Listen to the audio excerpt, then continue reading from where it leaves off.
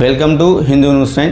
మన సమాజంలో శాంతి భద్రతలు కాపాడేది పోలీస్ వ్యవస్థ. కానీ ఆ వ్యవస్థలో ఎవరు ర్యాంక్ ఏమిటి, ఎవరికి ఎలాంటి అధికారాలు ఉంటాయి, మనకు సమస్య వస్తే ఎవరిని కలవాలి, ఒక రాష్ట్ర డీజీపీ స్థాయి అధికారి ఏం చేస్తారు, ఈరోజు మన ప్రత్యేక కథనంలో పోలీస్ వ్యవస్థలోని అంచెలంచెలను తెలుసుకుందాం.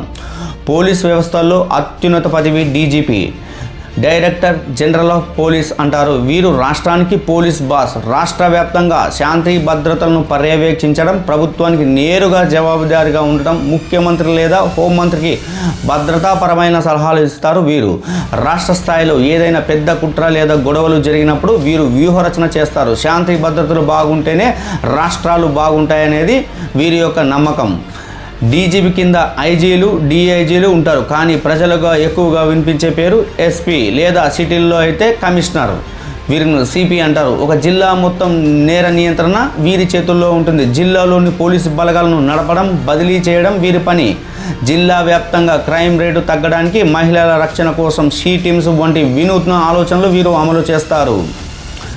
ఎస్పీ కింద డివిజన్ స్థాయిలో డిఎస్పీ, ఏసీపీలు ఉంటారు. వీరి కింద సర్కిల్ ఇన్స్పెక్టర్లు అనగా సిఐలు ఉంటారు.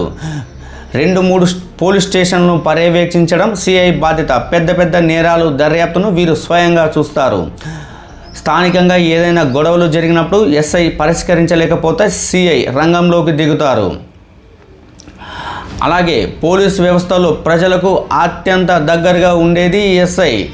వీరు ఒక పోలీస్ స్టేషన్ అధికారిగా, ఎస్హెచ్ఓగా ఎఫ్ఐఆర్ రాయడం, నిందితులను అరెస్ట్ చేయడం వీరి పని. ముఖ్యంగా చెప్పుకోవాల్సింది కానిస్టేబుల్స్. వీరు వ్యవస్థకు వెన్నెముక. గల్లీలో తిరుగుతూ సమాచారం సేకరించడం, బందోబస్తు నిర్వహించడం, ట్రాఫిక్ కంట్రోల్ చేయడం వీరి వల్లే సాధ్యం. ప్రజలకు 24 గంటలు రక్షణ కవచంలో ఉండేది కానిస్టేబుల్సే.